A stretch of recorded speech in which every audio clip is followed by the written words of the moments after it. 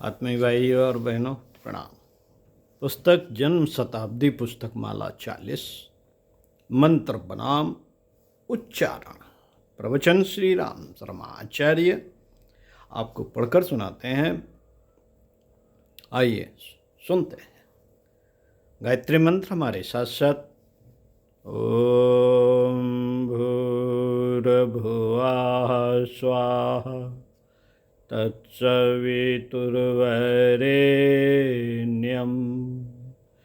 भर्गो देवस्य धीमहि धियो यो नः प्रचोदयात्। देवियों, भाइयों, मित्रों, मैं यह क्या कह रहा हूँ? मंत्र की शक्ति की बात कह रहा हूँ। मंत्र की शक्ति की बात कह रहा हूं आपसे।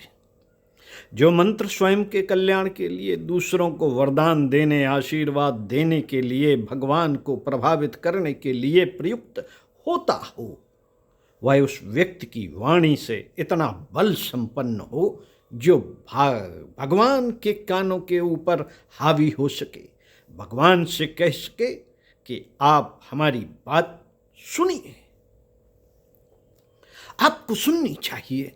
ऐसी आवाज जिसकी वाणी से निकलती हो, ऐसे शब्द जिसके मुंह से निकलते हों, उस आवाज को मंत्र कहते हैं। मंत्र कहते हैं और अन्यों को उच्चारण कहते हैं, प्रोनाउंसिएशन कहते हैं। यह हम और आप बोलते हैं।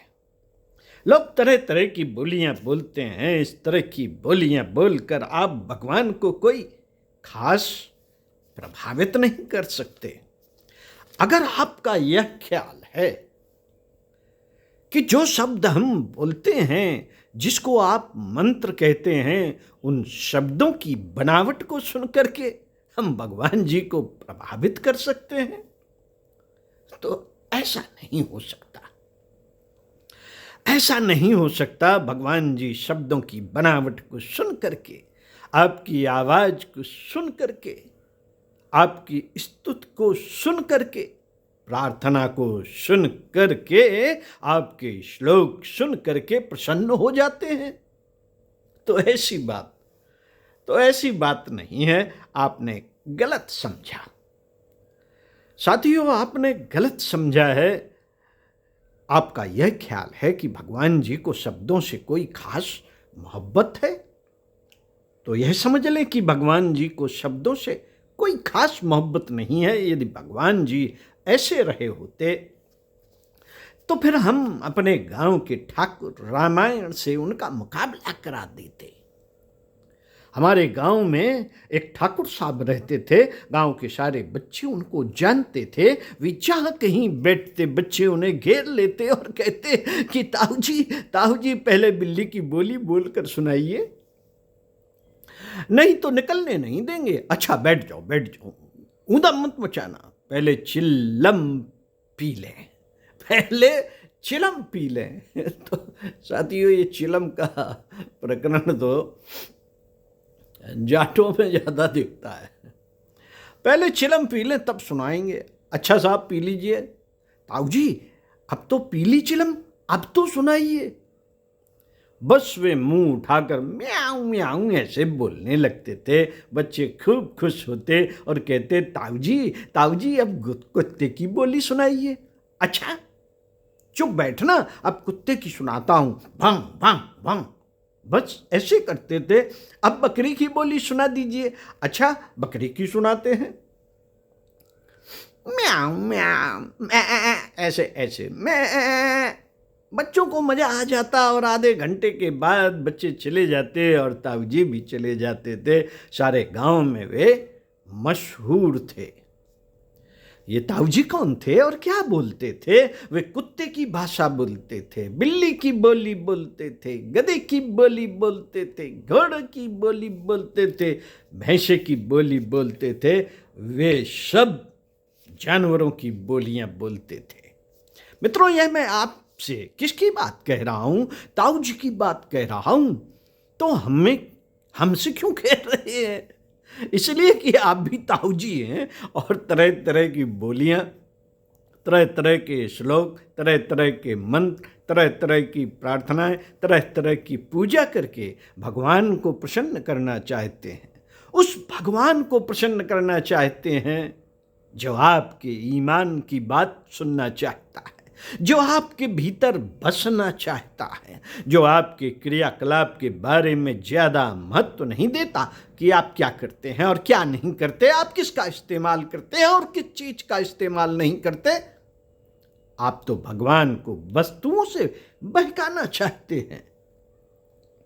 आप वस्तुओं को दिखाकर बच्चों को बहका सकते हैं, परंतु भगवान को नहीं। भगवान को नहीं बहका सकते। नहीं साहब, हम रुद्राक्ष की माला से जप करेंगे तो भगवान जी प्रसन्न हो जाएंगे। तो बेटे, रुद्राक्ष की माला से क्या भगवान जी की मोहब्बत हो सकती है? हाँ साहब, भगवान जी तो ऐसे हैं जो रुद्राक्ष की माला देख करके फूल करके कुप्पा हो जाते हैं। अच्छा, ऐसी बात है? हाँ साहब, इंदिरा गांधी जी को नेपाल में किसी बाबा जी ने रुद्राक्ष की माला दी थी तो वह प्रधानमंत्री हो गई। तो आपका क्या मन है? हमको भी कहीं से ऐसी ही रुद्राक्ष की माला मिल जाता, हम भी प्रधानमंत्री ना सही मुख्यमंत्री तो हो ही गए होते। एक सज्जन ऐसे ही थे, उसके पास एक असली रुद्राक्ष की माला थी, कहीं से उनके पिताजी लाए थे और नौकरी से लग गए थे। उन्होंने कहा, गुरुजी अब यह माला बेकार पड़ी है और हम नहीं चाहते कि यह जहां तहां पड़ी रहे, इसे आप ले लीजिए। अच्छा, फिर दे जा, आप मेरे पास आइए, मैं दे दूंगा। मैंने अपनी पूजा में रख ली और भजन करने लगा। उनके साथ ही जब कभी एक व्यक्ति और आ जाता और रुद्राक्ष की बात ही चिल्लाता, उसका मतलब शायद यह था कि मेरी पूजा की कोठरी में जो रुद्राक्ष की माला रखी है वह मुझे मिल जाए तो मेरा भला हो जाए, माला ना मिले तो उसका एक दाना ही मिल जाए। उसका यह ख्याल था कि गुरु जी की जो सिद्धियां मिली हैं, गुरु जी को जो सिद्धियां मिली हैं वे रुद्राक्ष की वजह से हैं। उसका यह वहम रुद्राक्ष के मनके के लिए था। साथियों, आदमी बाहर से तलाश करता है कि गुरुजी महात्मा कैसे हो गए, वे कैसे लंबे लंबे बाल बनाते हैं और बाल खड़े रखते हैं। आप क्या कहना चाहते हैं, क्या करना चाहते हैं? हम भी बाल खड़े करेंगे, हम भी बाल खड़े रखेंगे तो क्या हो जाएंगे? आचार्य जी हो जाएंगे। ये तो बहुत सस्ता है, इससे अच्छा उपाय और क्या हो सकता है? नकल बनानी है तो ऐसी नकल करेगा, घटिया वाली नकल। नहीं, तुझे रुद्राक्ष की माला चाहिए तो यह ले जा बेटे, मेरी ले जा।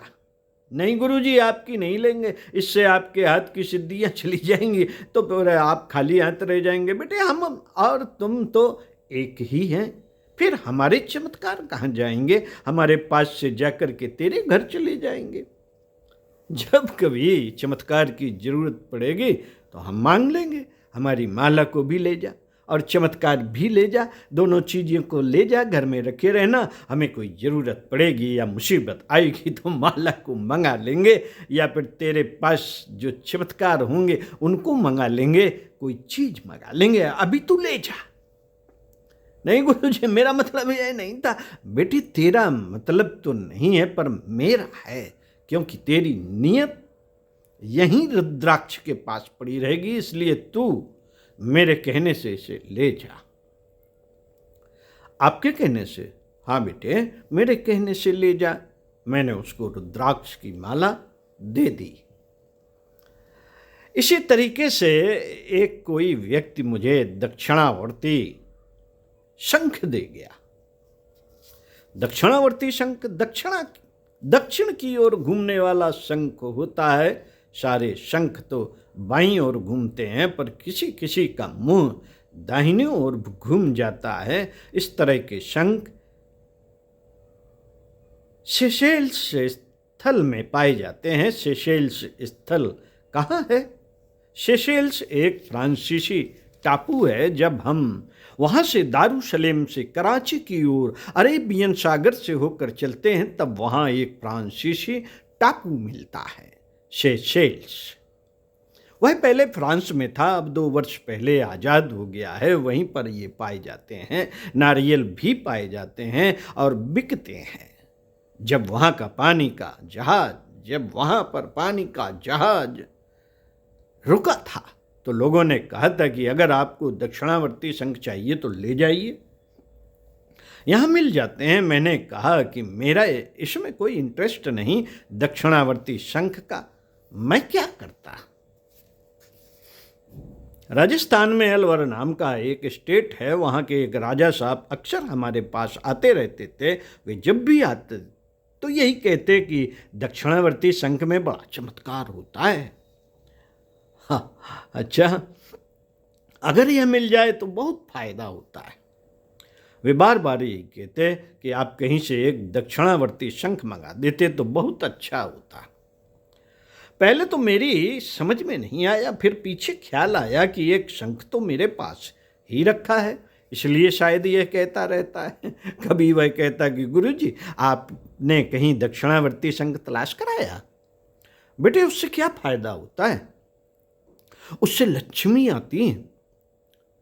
ऐसा शंख जहाँ कहीं भी रहेगा गुरुजी वहाँ लक्ष्मी आ जाएगी। अच्छा, तो लक्ष्मी आ जाएगी, फिर तो देख लेंगे। फिर मैंने कहा कि एक शंख तो मेरे पास भी रखा हुआ है, इसे ले जाओ, यह असली दक्षिणावर्ती शंख है। नहीं गुरुजी, इसे तो आप रखिए। नहीं बेटे, तू इसे ले जा, फिर तो गुरुजी आपकी लक्ष्मी चली जाएगी। तो चली जाने दे, लक्ष्मी तो ऐसी बेशर्म है कि इसको मारो तो भाग भाग कर चली आती है, और खुशामद करो तो यह गालियां देती है और नखरे दिखाती है। इसको भगाना ही है। बाबा जी के पास लक्ष्मी रहेगी तो बाबा जी को हैरान करेगी। तो ले जा इसे, और जब मार मार कर भगाएगा तो फिर यह आएगी, और अगर खुशामद करेगा तो आपसे दूर भाग जाएगी। अच्छा, तो यह लक्ष्मी थी? हाँ थी। मैंने वह शंख उसे दे दिया। साल भर बाद राजा साहब फिर आए। मैंने कहा क्यों भाई, तुम कह रहे थे कि 2.5 लाख रुपया कर्ज देना रह गया है, तो अब उस दक्षिणावर्ती शंख ने तो चुका दिया होगा। नहीं साहब, वही नहीं चुकाए तो फिर ब्याज तो चुका ही दिया होगा। नहीं साहब, ब्याज भी नहीं चुकाया। धत तेरे की, तो फिर तुम उसे बेकार ही ले गए। नहीं गुरुजी, आपका शंख वापस कर दूंगा। मैंने कहा कि नहीं, तू उसे रखे रहे। साथियों, ये बातें सुनकर मुझे बहुत दुख होता है कि लोग अध्यात्म को मैजिक समझते हैं, जादूगरी समझते हैं। जादूगरी का अर्थ होता है क्रियाकृत्यों के माध्यम से, आवाज के माध्यम से, जीभ की नोक के माध्यम से, बोले हुए शब्दों के माध्यम से लोग चमत्कार दिखाना चाहते हैं। बेटे, यह बाजीगरी है। जादूगर को अपना व्यक्तित्व बनाने की कोई जरूरत नहीं पड़ती, उसको बस शब्दों की हेरा फेरी आनी चाहिए और हाथ की हेरा फेरी आनी चाहिए। आपको भी हाथ की हेरा फेरी आती है? नमस्कार करना आता है? मुद्राएं बनानी आती हैं? हाथ जोड़ना आता है? यह शंख मुद्रा है, यह अमुक मुद्रा है। आपको अगर हाथ पांव चलाना आता है तो आपके लिए यह काफ़ी है कि आपके लिए अध्यात्म जादूगरी है। और अगर अध्यात्म जादूगरी नहीं है तब फिर आपको अपना व्यक्तित्व विकसित करना पड़ेगा। मित्रों, वाणी के द्वारा मंत्र बोले जाते हैं, इसको आपको अनुशासित करना चाहिए। वाणी क्या है? वाणी सरस्वती है। बाकी देवी देवता कहाँ रहते हैं, यह मैं फिर कभी बताऊंगा। आज तो मैं आपको यह बताता हूँ कि सरस्वती का वचन कभी मिथ्या नहीं हो सकता। सरस्वती वह है जिसके शब्द सार्थक होकर के रहते हैं, यह देवी कहलाती है, वाणी कहलाती है, वाक कहलाती है, सरस्वती ज्ञान की देवी है, कल्याण की देवी है, सरस्वती जीभ में रहती है। नहीं साहब, जीभ तो मांस की है।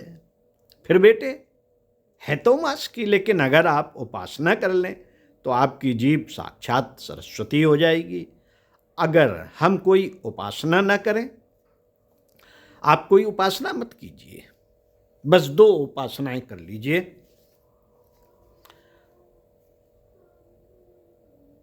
मैं आपसे वादा करता हूं और वचन देता हूं कि आपकी जीभ में से सरस्वती उत्पन्न हो जाएगी और आपके वचन मंत्र हो जाएंगे अगर आप 2 तरीके से जीभ की उपासना कर लें। तब कैसे?